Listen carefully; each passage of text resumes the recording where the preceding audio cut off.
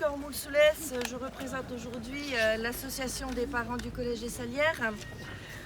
Depuis plusieurs années, les instances de l'éducation nationale nous annoncent que le nombre d'élèves de notre collège va chuter et chaque année, il n'en est rien, bien au contraire. Depuis quelques années, il nous a été annoncé la construction d'un internat afin de compléter un effectif soi-disant en baisse.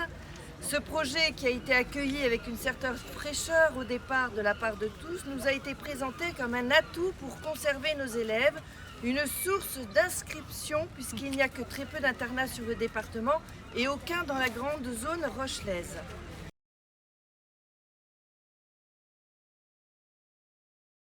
Et aujourd'hui, le rectorat nous annonce que pour 3 élèves en moins prévus sur ce niveau, une classe de 25 élèves disparaît.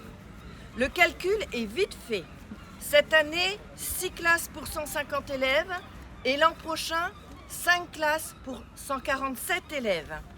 Nous passons d'une moyenne de 24 élèves par classe à 29,4 élèves par classe, c'est-à-dire 30 élèves pour des classes de 6e. Nos courriers ont eu des réponses laconiques. Et lorsque nous demandons la prise en compte de l'ouverture de cet internat, soudain, c'est un grand silence.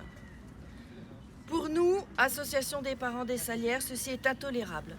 Et nous demandons le rétablissement de cette 6e classe de 5e et la prise en compte de l'ouverture de l'internat en septembre dans le nombre des inscriptions à prévoir.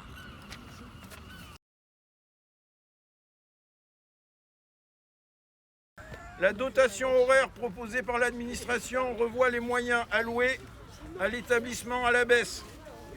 La suppression de 2 classes et une diminution conséquente des heures postes qui ne représentent plus que 90% de la DHG au profit des heures supplémentaires ont plusieurs effets.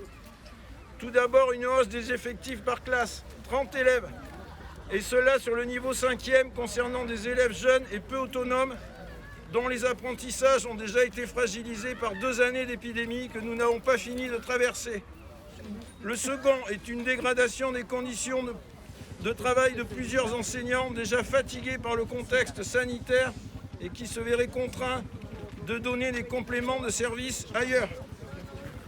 Le choix de supprimer une classe de 5e, car 147 élèves sont prévus au lieu des 150 actuels, est à nos yeux inacceptable et d'autant plus incompréhensible que l'internat doit ouvrir ses portes en septembre. J'ai écrit à Madame la rectrice il y a 10 jours à peu près.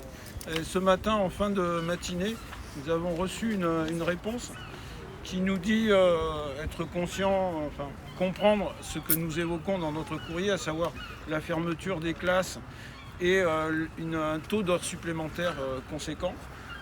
Pour ce qui est des classes, elle veut bien refaire le calcul au mois de juin s'il s'avérait que les estimations ne seraient pas conformes à ce qui sera la réalité de la fin d'année.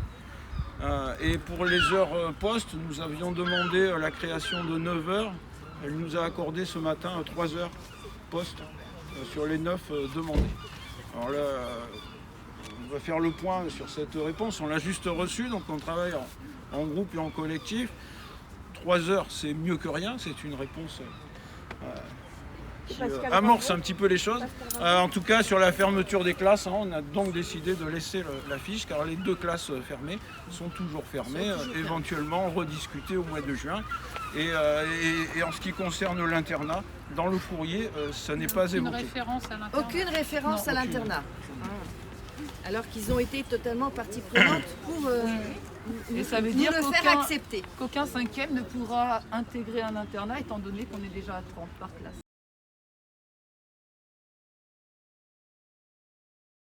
La section sport nautique qui existe, on a la section beach volley, donc ça peut attirer quand même pas mal de monde. Donc on espère pouvoir faire notre publicité et avoir la possibilité d'accueillir de nouveaux arrivants. Merci.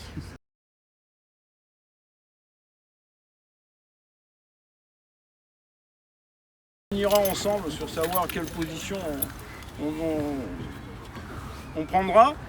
En principe, on est plutôt sur la base de ne pas décider de préparer la rentrée dans ces conditions donc de ne pas être présent vraisemblablement au conseil d'administration prévu au début mars.